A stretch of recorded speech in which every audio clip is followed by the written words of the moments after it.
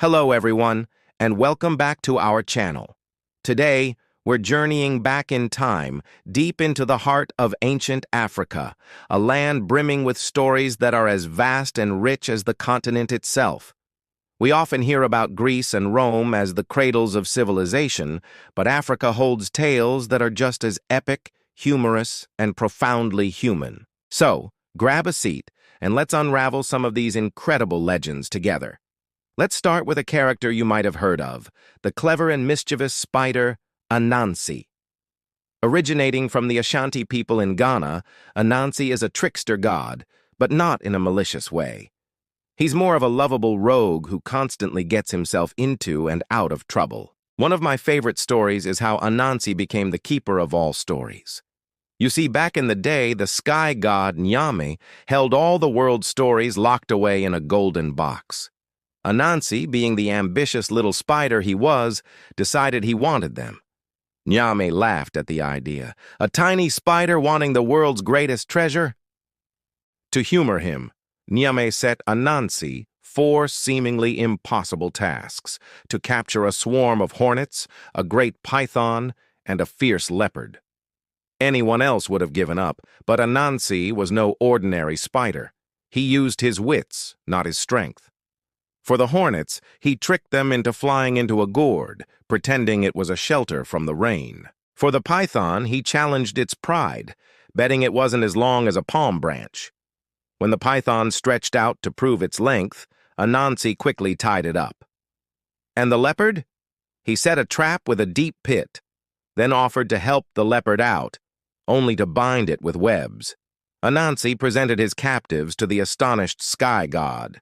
True to his word, Nyame gave Anansi the golden box. And that's how Anansi, the spider, became the god of all stories, sharing them with the world. It's a wonderful tale about how cleverness can triumph over brute force, a theme we see in many cultures, but Anansi does it with a style all his own. Now let's travel south to the Zulu kingdom, a land of powerful warriors and epic history. Here we find the legend of Shaka Zulu and the goddess Mamlambo. Mamlambo is known as the goddess of the river, a powerful, serpentine creature said to bring great fortune to those who honored her. The story goes that Shaka, even before he became the legendary king, encountered Mamlambo. He didn't run in fear.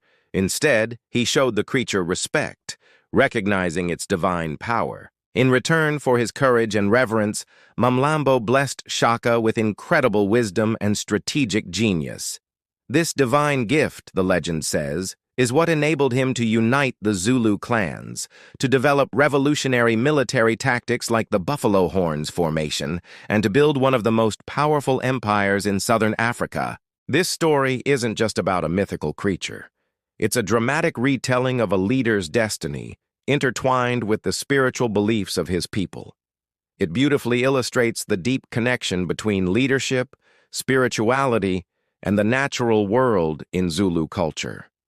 From spiders and serpents, let's move to the creation of humanity itself, with a story from the Yoruba people of West Africa. At the beginning of time, the supreme god Olorun ruled the heavens, and below was only a vast ocean.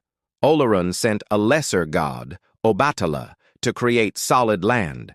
Obatala descended from the heavens on a golden chain, carrying a snail shell filled with sand, a white hen, and a palm nut.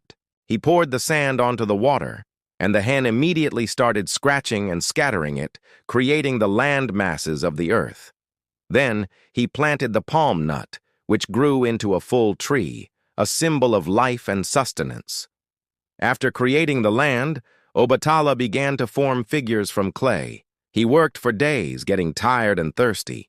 He tapped a palm tree and drank its wine, and feeling a bit too relaxed, he continued his work. But the figures he made in his tipsy state were imperfect. Some were crooked, others misshapen. When he sobered up, he saw what he had done and was filled with remorse. He vowed to forever be the protector of all who are born with physical differences. And that's why Obatala is seen as the shaper of human bodies, and this story teaches a powerful lesson in compassion, responsibility, and the beauty found in imperfection. These are just a few threads from the magnificent tapestry of African mythology. Each story, whether funny, dramatic, or profound, offers a window into the soul of a civilization, its values, its fears, and its dreams. They remind us that history isn't just a collection of dates and facts. It's a living, breathing collection of stories passed down through generations. Thank you so much for joining me on this journey today. If you enjoyed these stories and want to explore more hidden histories from around the world, please hit that like button, subscribe to the channel, and ring the notification bell so you don't miss our next adventure. Until next time, stay curious.